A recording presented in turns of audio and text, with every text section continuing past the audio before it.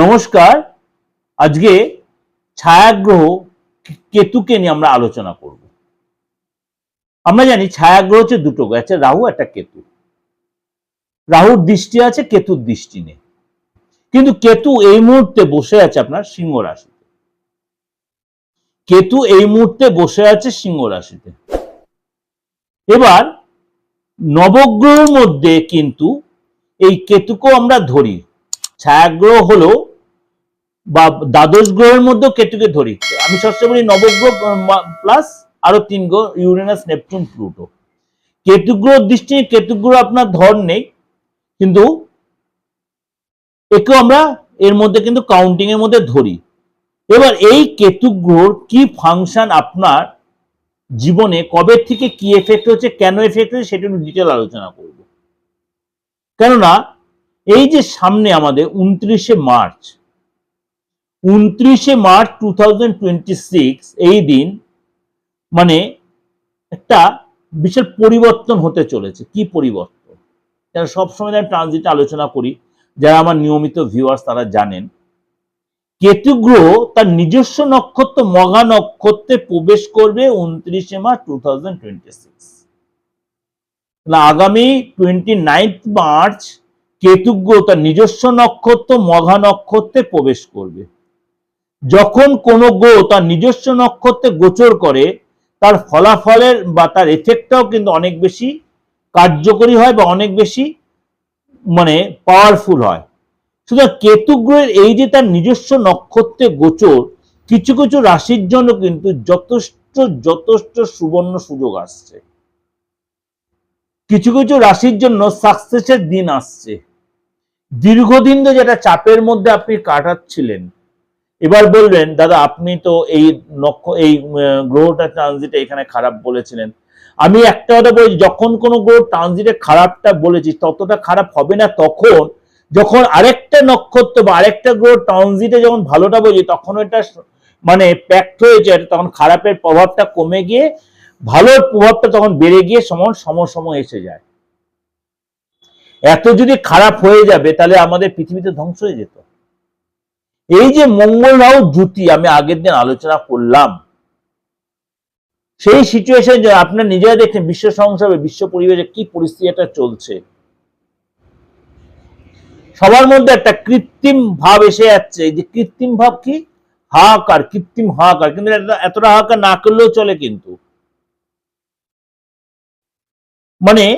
লোকের মধ্যে একটা কালোবাজারি ভয় বা কালোবাজি করার মেন্টালিটি এসে যাচ্ছে। কারোর মধ্যে ভয়, কারোর মধ্যে করার মেন্টালিটি। এটা হাসছে, কিছু মনে করবেন না।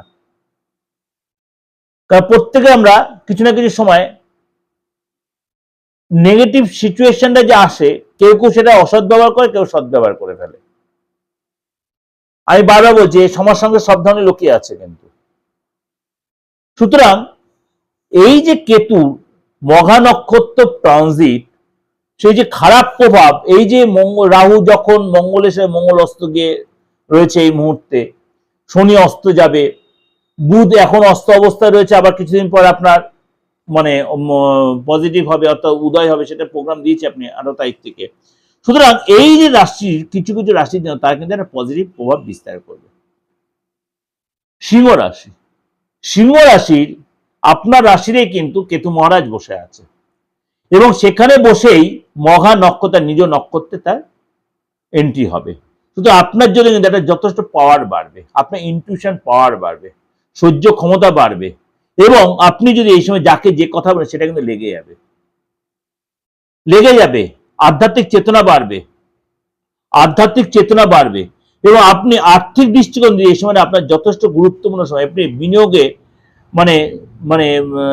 জায়গায় যথেষ্ট উন্নতি হবে এবং আপনি দীর্ঘদিন যে আর্থিক ব্যাপারে যে একটা ব্যাকপ্যাক চলছিল সেই জায়গাটা আপনি হঠাৎ কোনো প্রাপ্তি যোগ বা 2 নম্বরই কোনো ইনকামের রাস্তা আপনার খুঁজে যাবে। হঠাৎ কোনো বাল্ক কোনো অর্থ আসার একটা একাধিক ইনকামের রাস্তা আপনার খুলে যাবে।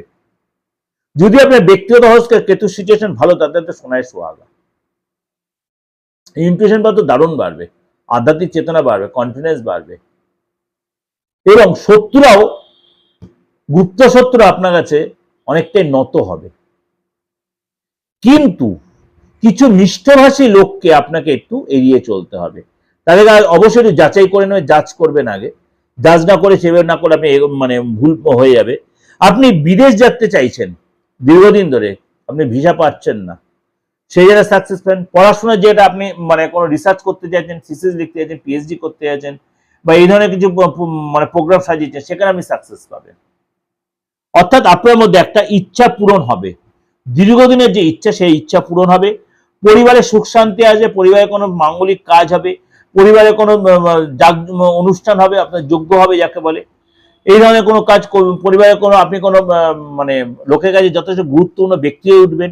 যারা আপনাকে ইগনোর করছে তারা আপনাকে যথেষ্ট মানে কি বলবো সম্মান দেবে, আপনি সম্মানীয় হবেন, এবং আপনি ভাগ্যের সবচেয়ে বড় কথা, ভাগ্যের পূর্ণ সমর্থন পাবেন। আপনি ভাগ্যের পূর্ণ সমর্থন পাবেন, এটা সবচেয়ে বড় কথা। ওভারঅল একটা আলোচনা করলাম, অবশ্যই আপনার ভালো লাগবে। অবশ্যই লাইক করবেন, শেয়ার করবেন, যোগাযোগ করতে অবশ্যই বুকিং ফোন করবেন। আর যাদের ডেট অফ বার্থ নেই, বারবার আমাকে হোয়াটসঅ্যাপ মেসেজ করছেন ডেট অফ বার্থ নেই, তাদের কি হয়েছে, আপনি এই ধর্মের মানুষ, ওই ধর্মের, আমাকে ধর্ম নিয়ে জাতপাতে এসে বিচার আমি করি না, কারোই করা উচিত না, কারণ আমি 12 আমাদের ভারতবর্ষের সেকুলারাইজড স্টেট। সুতরাং আপনি যে ধর্মীয় আপনি আসতেই পারেন, যে বয়সেও আপনার যে ডেট অফ বার্থ থাকুক নাই থাকুক, আপনি হাতের রেখাটা, হাতটা দেখে খুব ক্লিয়ার করে আপনি ছবিটা তুলে, আপনার অ্যান্ড্রয়েড ফোন আছে, আপনি ছবি তুলে পাঠিয়ে আপনি দেখুন বিচার করেন। কিন্তু যে বিচারই করেন, আমি ফেসটা রিড করি, আপনি যদি কারেন্ট আপনার ছবিটা তুলে সেলফি তুলে পাঠাতে পারেন, সেই বিচার। কিন্তু যাই করবেন সবকটাই কিন্তু আপনার ফিস দিয়ে বা রেমুনারেশন দিয়ে। সে চেম্বারে আসুন বা অনলাইনে নিন, সবেরই কিন্তু আপনার ফিসটা বাধ্যতামূলক।